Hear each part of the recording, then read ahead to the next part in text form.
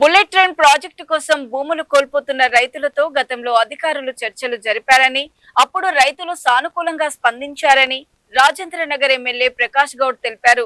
అయితే తాజాగా ప్రతిపక్షాలు రైతులను రెచ్చగొట్టడంతో వారు నిరసనకు దిగారని ఆయన అన్నారు. నిరసనల సమయంలో కొంతమంది రైతులు పోలీసులపై కుర్చీలు రాళ్లతో దాడికి పాల్పడడమే కాకుండా పోలీసుల కళ్లలో కారం చల్లడం ఎంతవరకు కరెక్ట్ అని ఆయన అన్నారు. భూసేకరణ విషయంలో ప్రభుత్వం 600 మంది రైతులకు 500 గజాల ఫ్లాటు, మరో 600 మందికి పట్టా పాస్ పుస్తకాలు ఇస్తామని తెలిపారు. ప్రభుత్వం అన్ని రకాల నష్టపరిహారం అందిస్తుందని, ఎవరికీ అన్యాయం జరగదని ఆయన స్పష్టం చేశారు.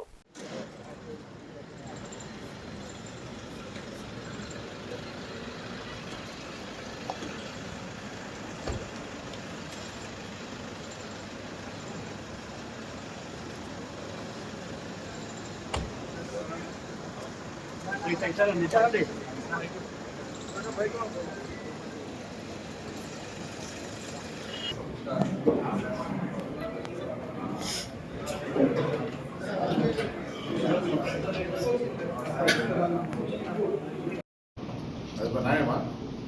ఎట్లా మనమే పోయినామనుకో వాళ్ళు దౌడు చేస్తే బాధ ఉంటుంది. మీరే 10 మంది పోతారు. అదే కారంపొడి మేము అంటే మీరేమన్నా బాధనే కదా. ఒక డీసీ మీద కారంపొడి కొంచెం బాధ పోయడం తప్పు కదా. కానూనే ఉంటుంది. రూల్ ప్రకారం పోతుంది. రూల్ ప్రకారం పోతే ఇప్పుడు ఏముంటుంది? ఇక అంటారు. అప్పుడేం చేస్తాం? ఎందుకని ముఖ్యమంత్రి గారు పొద్దుగారు మళ్ళీ కూడా ఎవరికి అన్యాయం జరగదు, తగ్గింది అయిపోయింది, తెలుసో తెలుగు చేసారు. వాళ్ళని ఎక్కడ కూడా ఏమన్నదో కేసులు పెట్టి వదిలిపెట్టదు, వాళ్ళ ముఖ్య బాధ్యత తీసుకోవడం చెప్పి మాట్లాడడం జరిగింది. ఓకేనా? Thank you. వాళ్ళను జీవితాలు పాటు చేసి వాళ్ళతో ఇంత కొట్లాట పెట్టి కేసులు పెట్టుకోవడం తగ్గ చేయడం మంచిది కాదు. ఏదేమన్నా ముఖ్యమంత్రి గారు ఆలోచించి రైతులతో కూడా ఆలోచించి ఎవరి మాటలు వినకుండా తీసుకునే బాధ్యత మీరు తీసుకోవాలని. ఎమ్మెల్యే గారు ఇప్పుడు అక్కడ 6 ఎకరాలు ఉన్న వాళ్ళకు 3 ఎకరాలు ఉన్న వాళ్ళకి సేమ్ కంపారిజన్ చేస్తారా? ఎట్లా ఉంటుంది? 6 ఎకరాలు ఉన్న వాళ్ళు ఉన్నారు, 6 ఎకరాలు ఉన్నారు, అందరికీ 6 ఎకరాలు ఉన్నారు. 100 ఎకరాలు ఎకరానికి 500 గదాలు ఇస్తాము. రైతులకు 600 గదాలు ఇస్తాము. ప్రైవేట్ ఉన్నలకు మటుకు 500 గదాలు ఇస్తాము. దాన్ని మంచిగా డెవలప్ చేసి ఇచ్చేది డెవలప్ చేసి ఇస్తాం. ఏది ఎక్కడైతే తీసుకున్నారో గవర్నమెంట్ నిర్ణయించలేదు ఎక్కడ ఇస్తారని. గవర్నమెంట్ నిర్ణయిస్తుంది.